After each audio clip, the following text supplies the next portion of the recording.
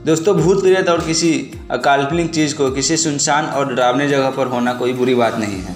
हम अक्सर इस तरह की कहानियाँ सुनते आ रहे हैं, लेकिन तब क्या होगा जब मंदिर जैसी जगहों पर ऐसी रहस्यमयी बातें निकलकर सामने आने लगे, जिनके बारे में सुनकर किसी के भी होश उड़ जाए। जी हाँ, आपने बिल्कुल सही सुना। आज इस वीडियो में हम आपको ऐसी रहस्यमयी बातें बताने वाले हैं जिसे सुनने के बाद आप ये मानने पर मजबूर हो जाएंगे कि वाकई में भगवान है। इसलिए वीडियो में अंत तक बने रहे और अभी एक लाइक और चैनल को सब्सक्राइब कर दें, क्योंकि बाद में आप वीडियो की भावनाओं में खो जाएंगे। दोस्तों, न केवल भारत में बल्कि पूरे दुनिया में केदारनाथ मंदिर को सबसे मिस्टीरियस मंदिर में से एक माना गया है। केदारनाथ मंदिर भारत के उत्तराखंड राज्य में रुद्रप्रयागराज जिले में स्थित है। भगवान शिव का यह मंदिर हिंदू धर्म के सभी तीर्थ स्थल में सबसे पवित्र और शुद्ध माना जाता है। और इस मंदिर के बारे में बहुत ही प्रचलित मान्यता ये है कि जो कोई भी जाकर इस मंदिर में पूजा कर आता है वो बहुत ही खुद किस्मत वाला होता है, क्योंकि मान्यताओं के अनुसार इस मंदिर तक पहुंच पाना हर किसी के किस्मत में नहीं होता। पर इनमें सबसे ज़्यादा रोचक बात यह है कि केदारनाथ मंदिर को कब, किसने और क्यों बनवाया, इसके बारे में किसी को कोई पता नहीं है।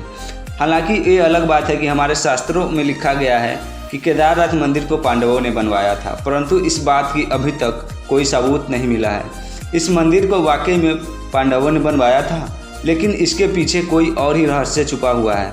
और इस मंदिर का रहस्य यहीं तक ख़त्म नहीं होता दोस्तों, क्योंकि जब आप केदारनाथ मंदिर की बनावट को देखेंगे तो आपका सिर चकराने लगेगा। केदारनाथ मंदिर में जो पत्थर लगे हैं वे इतने सटीक और इंटरलॉकिंग तरीके से लगे हैं कि केदारनाथ ऐसा लगता है कि मानो किसी मॉडर्न इंजीनियर ने इसे बनवाया हो। पर ऐसा होना इम्पॉसिबल है, क्योंकि मंदिर आज से हज़ारों साल पुराना है और जब कोई इस मंदिर को बनवाया था तो उस समय मॉडर्न टेक्निक का नामो निशान नहीं था।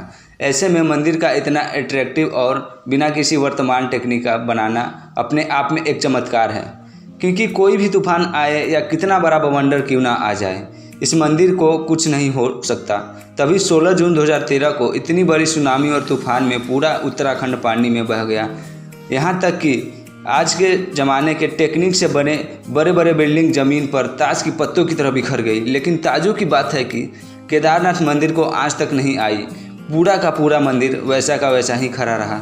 पानी का सैलाब पूरे मंदिर के भीतर तक पहुँच गया, जिसके वजह से पूरा मंदिर पानी में डूब गया।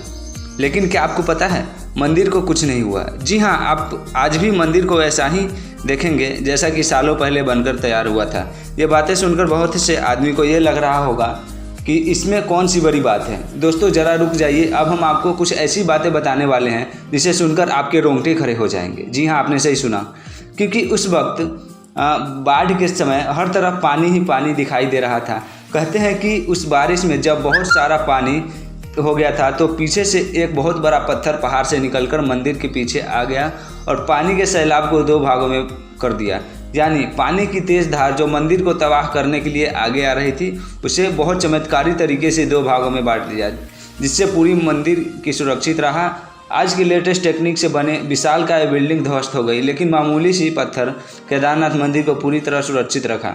जब बिल्डिंग गिर रही थी तब एक विशालकाय पत्थर ने केदारनाथ मंदिर को सुरक्षित रखने का काम किया।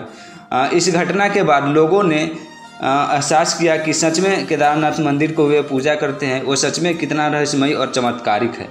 शायद यही कारण है कि केदारनाथ मंदिर को भारत की सबसे पवित्र और रहस्यमयी मंदिर में से एक माना जाता है। अब जो केदारनाथ के दर्शन करने गए होंगे उनको तो ये बात पता ही होगी कि वहाँ पर एक कुंड है जिसका नाम रेतस कुंड है।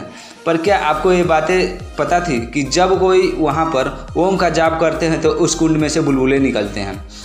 अब जाहिर सी बात है कि ये बातें नॉर्मल चीज़ तो है नहीं, इसलिए सारे रिसर्चर और वैज्ञानिकों यहाँ आकर खोज की, लेकिन आखिर में ऐसा क्यों होता है किसी को पता नहीं चला। पर इतनी सारे रिसर्च के बाद उन्हें कोई वैज्ञानिक तत्व नहीं मिला और अभी तक बहुत सारे वैज्ञानिक ये बात सोचने में लगे हैं कि आखिर ओम का जाप करने से इस कुंड में से बुलबुले क्यों निकलते हैं।